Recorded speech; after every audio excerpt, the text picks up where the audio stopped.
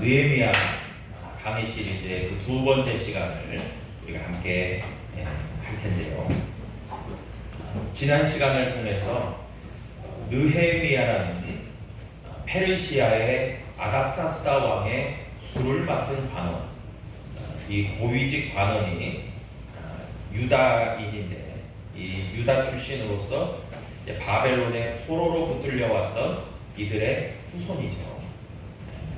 그리고 나름대로는 상당히 지위가 있고 세상에서 소위 잘 나가는 위치에 있었기 때문에 잘 먹고 잘 사는 일에 별로 특별한 어려움이 없는, 한마디로 말하면 세상적으로 뭔가 아쉬울 게 없는 그런 인생을 살아가는 사람이었지만, 그러나 저가 어느 날 듣게 된 고향 땅 예루살렘의 안타까운 소식들, 예루살렘의 성벽이 허물어지고 성문이 불타서 다 회파되고, 그리고 많은 이방인들이 그 예루살렘에 사는 그런 유대인들을 공격하기도 하고 어렵게 함을 통해서 안타까움의 문제들이 많이 있었다라고 하는 소식을 들으면서 이 느헤미야의 기도가 시작이 되었다라는 이야기를 말씀을 함께 드렸습니다. 그래서 이 느헤미야의 기도는 자그마치 한 4개월여가 소요되는 그런 인내의 기도였던 것이죠. 여러분, 우리의 삶 가운데도 그런 것 같아요. 예를 들어서 우리가 세상적으로는 개인적으로나 가정적으로는 별 무리가 없어요. 특별히 어려움이 없어요. 특별한 문제가 발생하지 않았어요. 그럴 수 있지 않습니까? 그래서 개인적으로나 우리 가정적으로나 나에게 특별히 직장에 문제가 있는 것도 아니고 자녀들에게 중대한 문제가 있는 것도 아니고, 그냥 개인적으로만 놓고 보면 별로 아쉬울 게 없고, 하나님 앞에도 간구할 내용도 별로 없는 것 같고, 하나님이 굳이 나를 안 도와주셔도 나는 그냥 살아갈 수 있는 거죠. 이렇게 생각하는 부분이 있지 않겠습니까? 그런데 또 다른 영역이 있겠죠. 바로 하나님의 나라, 하나님의 일들, 하나님의 관련된 어떤 일들이 있지 않겠습니까? 그러면 이 일들은 사실은 내가 개인적이고 내 가정적이고 직접적으로 나의 어떤 영역이라고 할 수 있는 부분에서 크게 지장이 없으면 하나님의 일에 관해서는 굳이 크게 관심도 가지지 않고 그 부담감을 갖지 않고 그렇게 살아갈 수도 있다는 말이에요. 그래서 소위 크리스찬이라고 기독교인이라고 해도 이런 영적 부담감을 굳이 느끼지 않는, 민감하게 느끼지 않는 그런 분들도 많은 것이 현실입니다. 그런데 오늘 본문에 나오는 이 느헤미야를 보면은 참 하나님이 이런 마음을 주셨어요. 그래서 생각해 보세요. 그 고유 관리로 잘 먹고 잘 사는데 아무 지장이 없거든요. 그런데 굳이 그 먼 타국같이 느껴진 그런 예루살렘까지 그 문제를 굳이 자기가 가져다가 그 문제를 끙끙대고 앓고 신음하고 고통스러워하고 그럴 필요가 없잖아요. 근데 여기에서요, 중요한 한 가지를 생각하게 되더라고요. 여러분, 우리가 하나님의 마음을 함께 한다는 것, 그리고 영적 부담감을 가진다는 것, 여러분, 이런 모든 것들이요, 사실은 공감이라는 것이죠. 공감. 여러분, 우리가 수혜를 당한 분들 참 많죠. 뉴스에서 나왔지 않습니까? 충남에도 아산 같은 경우, 그리고 우리 전라도는 특별히 우리 광주 지역을 중심으로 해서 이쪽 지역들, 그리고 경상남도 같은 경우는 뭐 산청 이런 데는 뭐 수해가 확심했죠. 그런데 그러지 않는 지역들도 있을 거 아닙니까? 그러면 뉴스에서 나오면 그냥 수해가 있었나 보다, 어려움이 있었나 보다, 저렇게 다 떠내려가고 어떻게 복구를 할까, 뭐 이런 그냥 정보만 입수하고 그냥 그 특별히 마음이 동화되지 않는 거죠. 공감하지 않는 거죠. 참 그럴 수 있습니다. 그런데 이 느헤미야는 하나님의 일에 적극적으로 공감을 표시하고, 그리고 부담감을 가지고, 그리고 안타까워하고 기도하기를 시작하게 되는 거죠. 그래서 오늘 2장부터는 이제 느헤미야 1장은 그 안타까움의 기도를 시작하는 대목이었다면, 오늘 본문인 느헤미야 2장은 구체화되어진 느헤미야의 그 기도가 구체화되어지는 부분들을 우리가 다룰 건데요. 첫 번째로 우리가 기억해야 될 것은 이 느헤미야의 기도를 보니까 근심의 때가 기도하기 좋은 때였다는 것을 이야기하고 있습니다. 여러분, 느헤미야가요, 금식하며 안타까움을 가지고 기도했다고 그랬어요. 그런데 그 어려운 문제를 당하고 안타까운 상황을 직면한 가운데서 그가 기도하기를 시작해요. 집중적으로 기도하기를. 여러분, 그래서요, 참 아이러니한 것은요, 우리의 영적 성장과 영적 발전이 있기 위해서는 어느 면에서 보면요, 어려움의 문제에 직면할 때 우리의 영적 발전과 영적 성숙이 더 진행되는 면이 있습니다.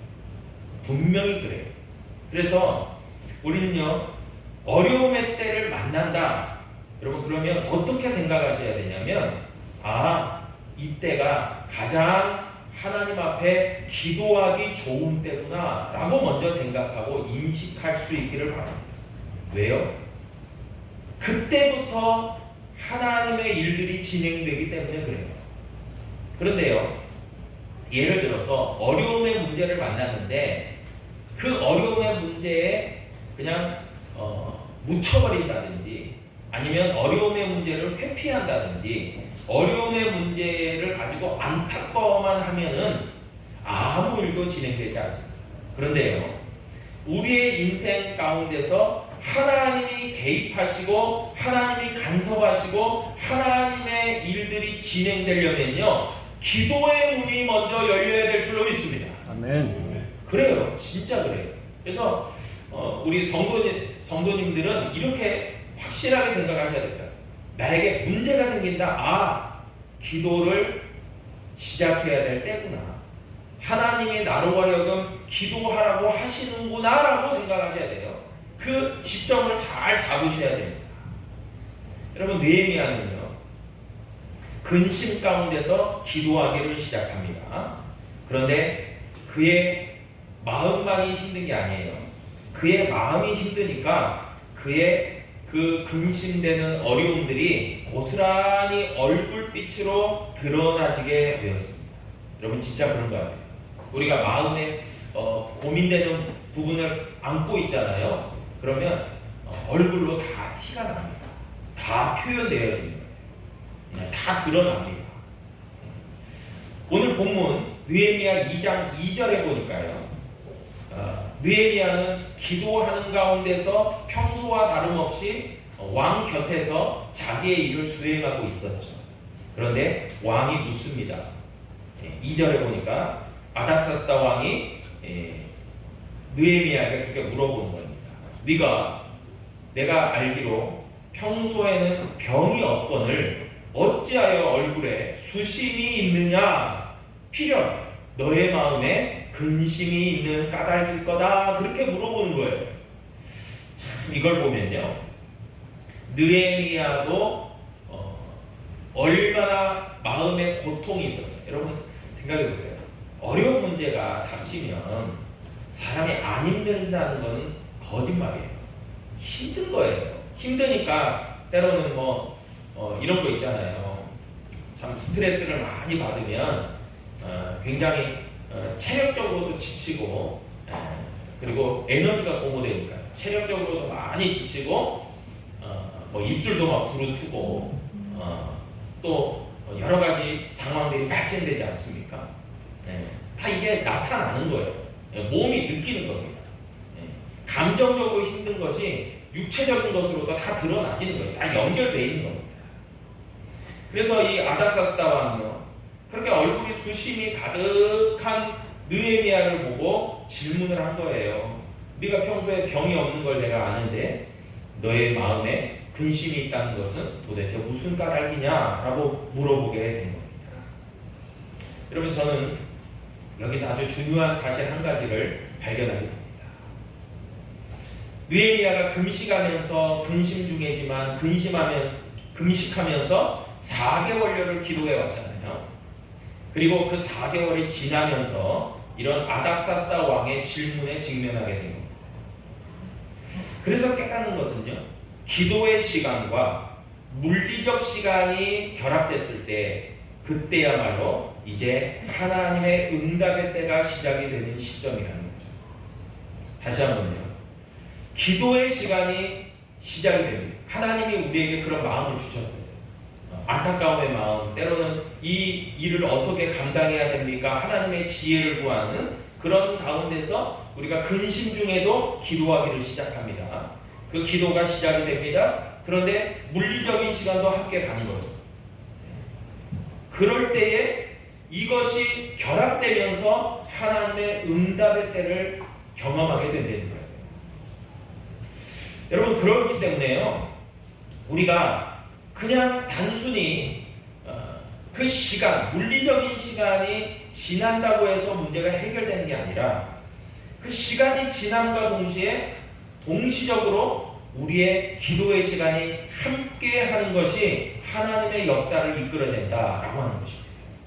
그래서 빌립보서 4장 6절에도 보면은 아무것도 염려하지 말고 다만 모든 일에 기도와 간구로 너희 구할 것을 감사함으로 하나님께 아뢰라. 아멘. 아멘. 이게요, 기도의 시간과 물리적 시간의 결합을 얘기하는 거예요.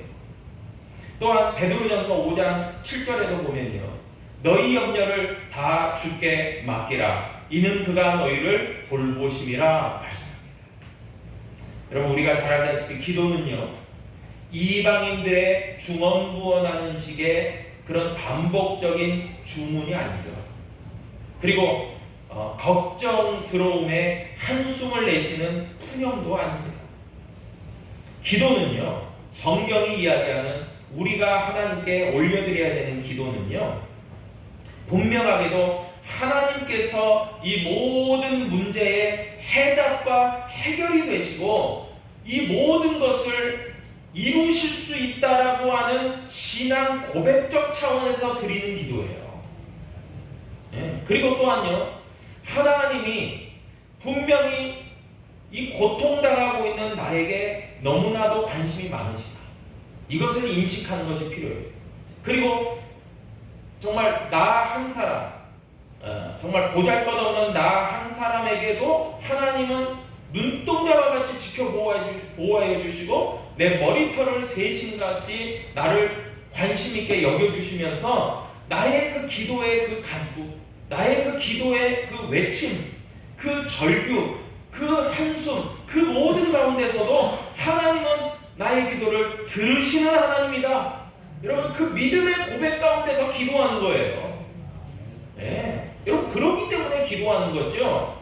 예를 들어서 뭐 기도하니까 될 거야.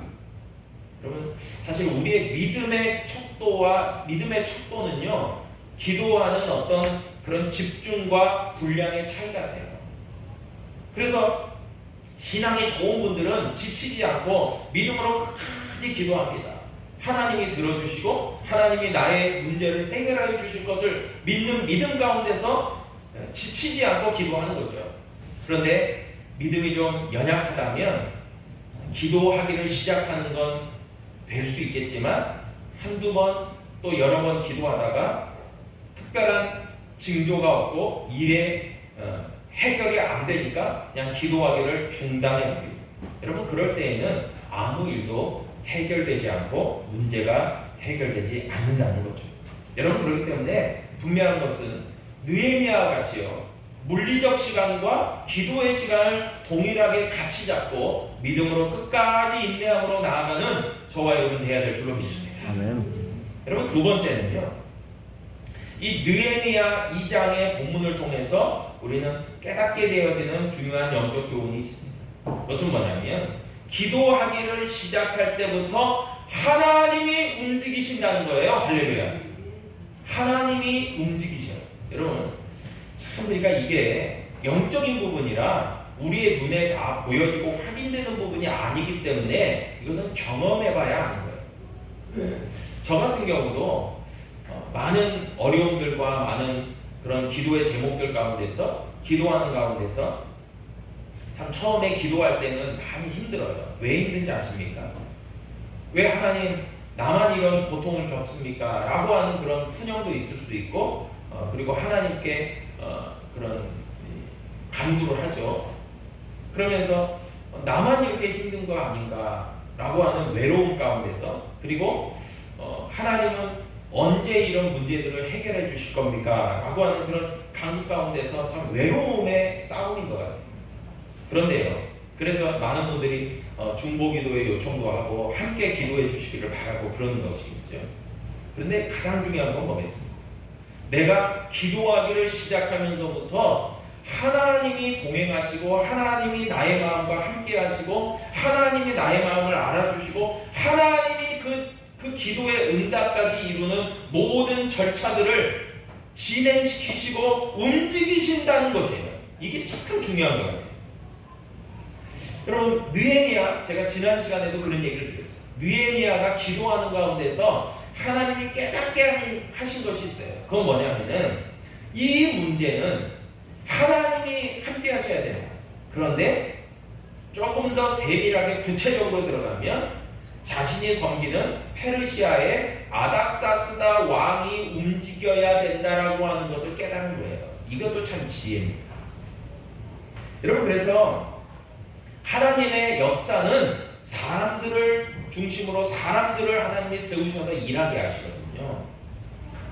그래서 이스라엘 백성들이 이제 귀환을 하게 돼요. 이게 이 느헤미야 시대는 포로기지만 제 3차 포로 귀환의 때예요.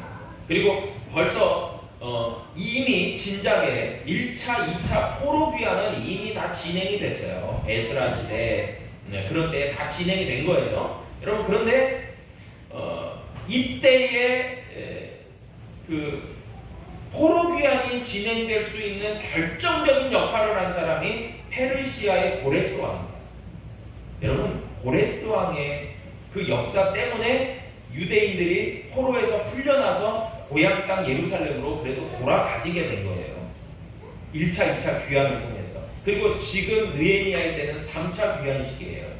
여러분 그런데 이 고레스를 하나님께서 사용하신 그 역사가 있었잖아요. 여러분 그런 걸로 보면요, 이 모든 것은 포괄적으로 따지면 하나님의 역사입니다. 여러분 잘 이해하셔야 돼요.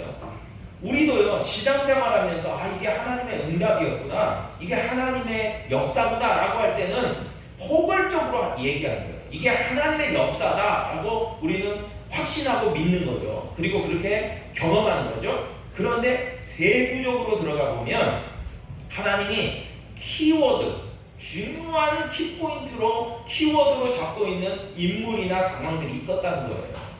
그것들 때문에 우리가 구체적으로 그 모든 것들이 하나님의 역사인지를 우리가 알게 되고 느끼게 되고 경험하게 되는 것이거든요. 아멘. 여러분 그런데 이 느헤미야 2장에 보니까 이 키를 쥐고 있는 사람이 누구냐? 느헤미야가 기도하면서 깨달은 거예요. 아닥사스다 왕이에요. 아닥사스다 왕의 결정적 도움이 없다면 이 문제는 결단코 해결되기가 어려운 거예요. 그래서 이제 느헤미야는 아마 그렇게 집중적으로 기도했으리라 확신합니다. 아닥사스다 왕의 마음을 붙잡아 주시고 아닥사스다 왕으로 하여금 은혜를 베풀게 하시고 이렇게 집중적으로 기도한 거예요. 이 본문에 다 이제 나옵니다. 여러분 그럴 때 이제 3절에 보니까 왕께 대답하래. 그러니까 수심이 가득한 느헤미야에게 질문했잖아요. 넌 병도 없는데 왜 마음에 근심이 있느냐? 얼굴에 다 써있다 그런 거죠. 그럴 때 느헤미야가 그 왕에게 이야기를 하는 겁니다. 왕이여 만쇄수를 하옵소서. 내 조상들의 묘실이 있는 성읍이 이제 황폐하고 성문이 불탔사오니 내가 어찌 얼굴에 수심이 없겠습니까? 그렇게 대답을 하는 거예요. 여러분 느헤미야의 대답은요 3절에 보니까 실로 정확하고 명료합니다. 여러분 먼저 왕이여 만세수를 하옵소서. 왕이여 오래오래 건강하게 사십시오. 그렇게 아주 칭송을 하는 거죠. 네. 그렇게 왕의 마음을 흡족하게 한 다음에 구체적인 얘기를 하는 거예요. 우리 조상들의 묘실이 있는 예루살렘 성이 황폐하고 성문은 불탔고 그래서 제가 수심이 가득하고 마음이 안 좋습니다 라고 얘기를 한 거예요. 여러분 기도하면서 그 기도가 진행되는 가운데서 하나님이 응답하시는 그 증거들이 있어요. 그건 뭐냐? 여러분 오늘 성경을 통해서요 우리는 이것을 확인하게 되는데요. 나의 기도가 정확하고 명료하기 시작하면서부터 기도의 응답은 이루어지는 때로 가고 있다는 것을 분명히 하십니다. 그러니까 이거죠. 집중적으로 기도하면서 내 기도가 명확해져요. 집중적으로. 예를 들어서 우리 어렸을 때 초등학교 다닐 때 실험, 간단한 실험을 하잖아요. 돋보기를 가지고 그 흙질을 놓고 이 태양빛을 비춰서 조준해서 이제 흙지에 갖다 대고 나서 그 초점이 잘 맞으면 거기가 타들어가잖아요. 그 불이 붙잖아요. 그것처럼요. 여러분 우리의 어떤 기도도요. 막 중구난방 흐트러져 있잖아요. 이게 기도의 제목인지 저게 기도의 제목인지 이게 정확하고 명료하지가 않잖아요. 핵심을 찌르지 못하잖아요. 그럼 결국 뭡니까? 하나님 앞에 기도하기는 하지만 그런 모든 부분에 있어서 나도 아직 정돈이 안 되고 정리가 안 되고 나도 지금 뭘 기도하는지 모른다는 거죠. 여러분 그럴 때 이 기도의 응답까지 문제 해결까지 아직 진행 과정에 나아가지 못하는 거예요. 여러분 그런데 집중적으로 기도한다는 것은 뭡니까? 내가 무엇이 필요한지 정확하고도 명확하게 알고 있다는 거예요. 그것을 누군가에게도 분명하게 이야기할 수 있다는 거죠. 하나님께도 기도했지만 왕이 물어볼 때도 그것을 명확하게 얘기할 수 있었다는 거죠. 그런 느헤미야의 모습을 보게 됩니다. 이게요 단순하게 그냥 된 게 아니라 하루아침에 된 게 아니라 4개월여의 기도를 통해서 느헤미야가 굉장히 이게 되어진 거예요. 그리고 나서 이제 오늘 느헤미야 2장 4절에 보니까요 내가 곧 하늘의 하나님께 묵도하고 그랬어요. 묵도가 뭡니까? 침묵기도죠. 침묵기도. 여러분 그 왕이 물어보고 자기가 대답하는 그 짧은 시간, 짤막한 시간을 통해서 느헤미야는요 잠시 묵도를 합니다. 조용히 기도의 시간을 갖습니다. 짤막한 시간이에요. 그런데 가장 필요적절한 기도의 시간이었다는 것이죠. 왜요? 이 4개월 동안 숱하게 기도했어요. 이걸 응답해 주시라고 집중적으로 기도했어요. 그러면서 이런 정확하고 명료함이 생겼고요. 그리고 그 결과 기도의 엑기스가 만들어지게 됩니다. 그 기도의 엑기스가요 초점이에요. 그 초점을 가지고요 느헤미야 왕에게 본격적으로 알기 위해서 짤막하게 묵도를 한 거예요. 여러분 이게 진짜 굉장히 중요한 포인트입니다. 여러분 그럴 때요 이 기도의 엑기스가 있는 가운데서 바로 느헤미야는요 5절 이하의 말씀을 통해서 구체적으로 실제적으로 왕에게 요청하기 시작합니다. 그래서 구체적인 내용 3가지가 여기 나와요. 5절 이하를 통해서 뭐가 나옵니까? 이 기도의 엑기스가 있어요. 왕에게 요청하는 엑기스가 있어요. 그게 뭐냐면 첫 번째가 나의 기도의 내용이 왕에게도 좋은 것으로 여겨져서 왕의 은혜를 입게 해달라는 기도였어요. 이 기도를 집중적으로 한 거예요. 느헤미야. 그리고 두 번째 기도 제목은 다른 사람이 아닌 내 자신이 직접 느헤미야 자기 자신이 직접 예루살렘 성으로 가게 해달라고 하는 기도였어요. 세 번째는요, 아닥사스다 왕의 전폭적인 지원 하에서 예루살렘 성이 재건되게 해달라고 하는 기도였어요. 그 세 가지 기도를 엑기스로 해서 집중적으로 해요. 그러니까 저는 아마 이 짧은 묵도 시간에 그 기도 했던 것 같아요. 하나님, 내가 지금까지 기도해왔던 기도의 제목이 있지 않습니까? 이 기도의 제목이 이건데 이루어지게 해 주십시오 라고 기도. 여러분, 그런데 그렇게 엑기스적인 기도 세 가지를 그렇게 묵도하면서 짧게 기도한 후에 오늘 본문 말씀 6절 이하의 말씀을 보니까 뭐가 나옵니까? 구체적인 실행 방안까지를 아뢰는 내용이 나와요. 그러니까 세 가지의 엑기스 기도, 그 다음에 세 가지의 구체적 실천 방안이 나와요. 이게 참 구체적이에요. 그래서 첫 번째 그 6절로 이하해 보니까 첫 번째 구체적 방안이 뭐였냐면, 하나님, 왕의 걱정을 누그러뜨리고자 하는 기간을 정하게 해주십시오 라고 하는 거예요. 그것을 이제 아뢰는 거예요. 그리고 두 번째는요, 아닥사스다 왕의 조서를 가지고 그 예루살렘까지 가는 길에 무사히 다 관문들을 통과하게 해달라고 하는 그런 요청이었어요. 마지막 세 번째는요, 이게 참 중요한 건데, 삼림, 그러니까 재건을 하려면 많은 목재가 필요한데, 이런 삼림을 관리하는 관원에게 명령을 왕이 내려주셔서 예루살렘 재건을 할 수 있는 그런 필요한 목재를 달라고 하는 그런 요청이었어요. 그러니까 세 가지의 엑기스 기도와 세 가지의 구체적 방안을 가지고 이제 요청하고 그렇게 한 거예요. 여러분, 그런 가운데서 이제 한 가지가 더 있었어요. 그것은 무엇이냐면, 느헤미야와 또 이제 동행하는 사람들이 멀리까지 이동을 해야 되기 때문에, 여러분, 당시에는 교통이나 통신이나 모든 것들이 지금 상황은 전혀 다르잖아요. 그러니까 얼마나 어렵겠습니까? 그곳까지 가야 되니까. 그런데 그곳까지 가면서 많은 위험 부담이 있었단 말이에요. 그래서 9절에 보니까 한 가지를 더 요청합니다. 그것은 무엇이냐면, 군대 장관과 마병을 보내어 나와 함께 하게 하시기로 내가 강 서쪽에 있는 총독들에게 이르러 왕의 조서를 전하였다. 그러니까 자기 자신이 자기 일행이 예루살렘까지 가기까지 호위할 수 있는 군대를 요청한 거예요. 이 실제, 그러니까 이 느헤미야가 4개월 동안 기도하는 가운데서 하나님의 지혜 가운데서 얼마나 구체적이고 세밀하게 계획을 다 세웠는지를 알게 됩니다. 여러분, 그래서 참 저는 그런 것 같아요.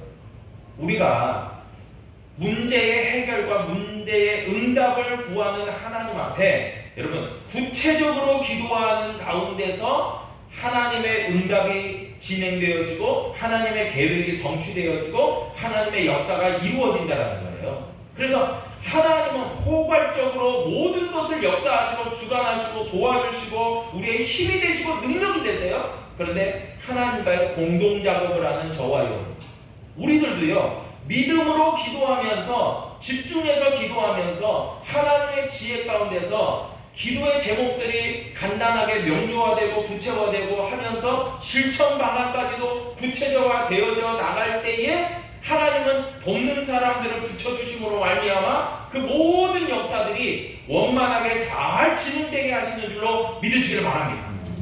이게 정말 필요한 거죠. 그래서 제가 아까도 이야기했듯이 이방인들의 중언부언이나 그리고 여러 가지 허공을 때리는 기도, 여러분, 그런 기도와는 실제적으로 너무나도 차이가 나는 기도를 느헤미야가 한 거예요.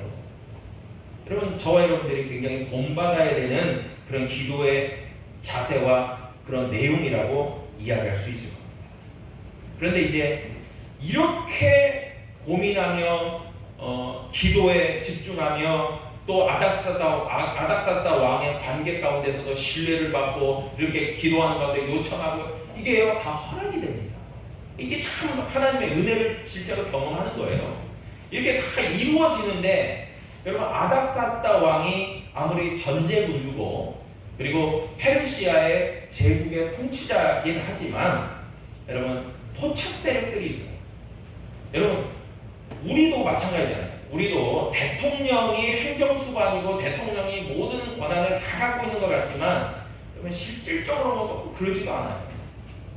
지방자치 그리고 여러 가지 권한을 행사할 수 있는 것들이 너무나 세분화되어 있기 때문에요.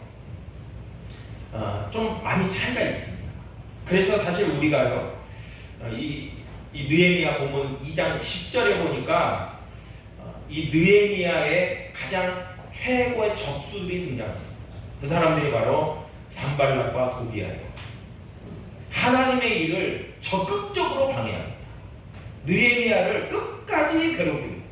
이들이요, 이제 다음 시간에 구체적인 이야기를 좀 드리겠지만 이들이 토착 세력들이었고요. 그리고 당시에 아주 그 유다 지역, 사마리아 지역의 핵심적인 어떤 영향력을 끼칠 수 있는 기득권자들이었어요. 이들이요, 느헤미야를 끝까지 괴롭힙니다. 못 살게 합니다. 왕이 다 들어주고 다 허락해주고 다 해도요, 이런 어려움들이 일을 수행하는 가운데서 계속 진행되는 거예요.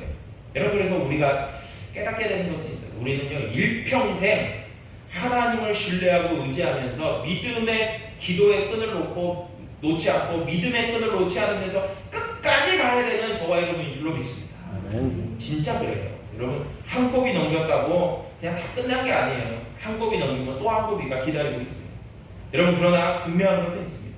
그것은 무엇이냐면 우리가 오늘 느헤미야 2장 본문이 이야기해주는 그 느헤미야의 믿음의 자세와 기도의 내용들을 통해서 우리가 알게 되는 것은 하나님은 분명히 기도가 시작될 때, 믿음의 기도가 시작될 때 하나님의 계획도 시작이 되어졌고 그리고 하나님의 기도는 놀랍게 역사하는 힘이 있기 때문에 저와 여러분들이 그 전능의 하나님, 응답의 하나님, 역사의 하나님을 믿는 믿음 가운데서 끝까지 나아간다면 반드시 귀한 열매와 결과를 얻게 될 줄로 믿습니다.